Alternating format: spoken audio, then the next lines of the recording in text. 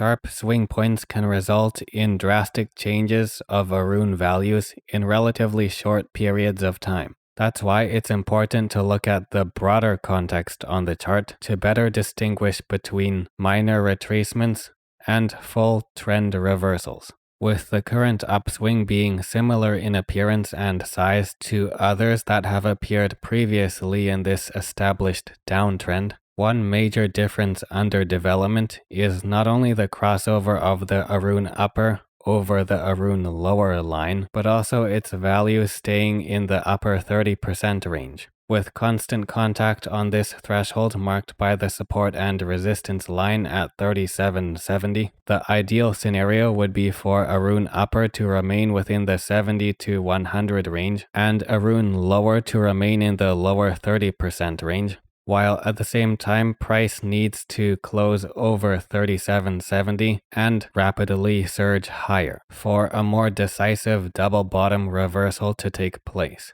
Since a quick jump in price did not take place, and there was a drastic shift in Aroon upper dropping and Aroon lower rising, there was a natural tendency for a more minor to moderate trend. A familiar horizontal range began to form centering around the 3770 level.